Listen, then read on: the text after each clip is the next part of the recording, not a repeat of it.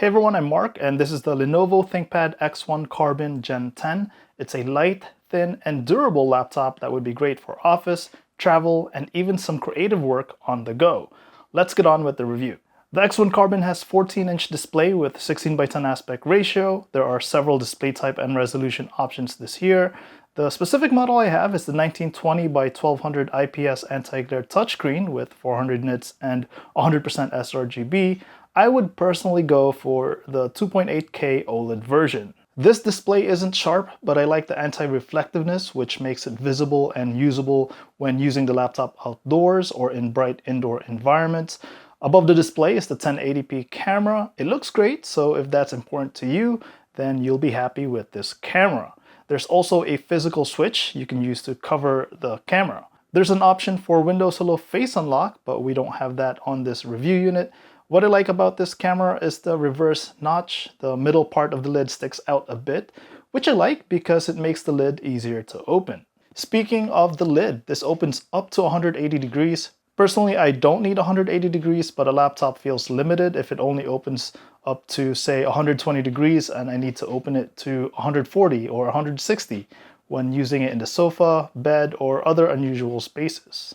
Let's talk about the keyboard. It feels great to type on, lots of key travel, plenty of spacing, and I'm happy with the layout too. The top row has shortcuts to the notification center, airplane mode, call options, and a custom key you can assign yourself in the Commercial Vantage app. What's also new is that they've added air intake holes underneath the keys, along with waterproof seals to maintain spill resistance. The power button above the keyboard deck is also a fingerprint scanner. The shape is slim and unlocking the laptop is usually fast, but 1 out of 10 you'll need to readjust the placement of your finger for a better reading. The trackpad is wide and responsive to Windows gestures like taps, swipes, and pinch to zoom. And if you're new to ThinkPads, you'll also notice the 3 buttons above the touchpad. There's also that red track point in the middle of the deck. There are many people who like using this track point. I'm not one of those people, but it doesn't bother my usage. One thing I use it for is to hold down that middle button and move the track point to scroll on a page. There are 2 upward speakers on the left and right sides of the keyboard deck and 2 downward speakers at the bottom.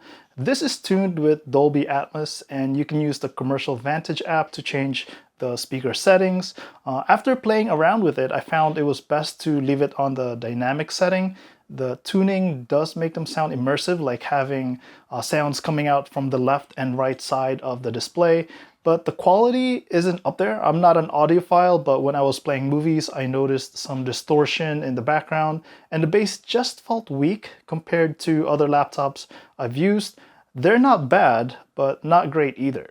When it comes to ports, the left side has 2 Thunderbolt 4 ports, USB-A 3.2 port, and HDMI 2.0B. The right side has audio jack, another USB Type-A port, and a Kensington lock slot. Unfortunately, there's no SD card slot, which would have been nice. This laptop came with Windows 11 Home, and I'm glad that I didn't see any unnecessary pre-installed software. There is, however, the Commercial Vantage app, which lets you change some of the settings on your laptop, as well as check for firmware or BIOS updates. For specifications, you can get up to 12th generation Intel Core i7-1280p processor with vPro, several display options up to WQUXGA and up to 32 gigs of RAM, up to 2 terabyte storage, and integrated Iris Xe graphics. This model for review has the 12th gen Intel Core i7-1260p, 16 gigs of RAM, 512 gigs SSD, and the 1920 by 1200 anti-glare touch display. Unfortunately, the RAM is soldered, so you won't be able to upgrade later on.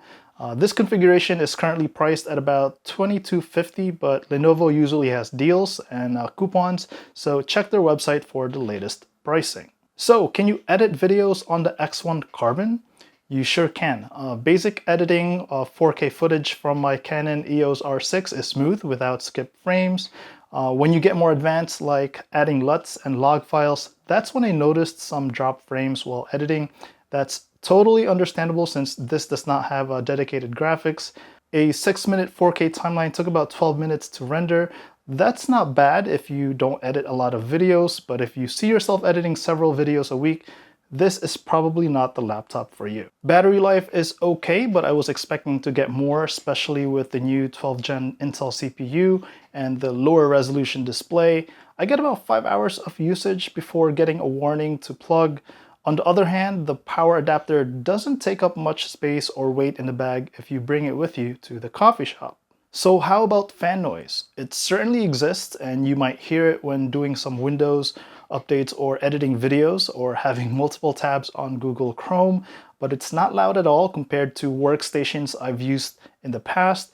It doesn't get too hot, but it does get warm even just browsing the web. And I notice this when I'm using the X1 Carbon on my lap with shorts on. Overall, the ThinkPad X1 Carbon Gen 10 is a solid laptop that's easy to recommend.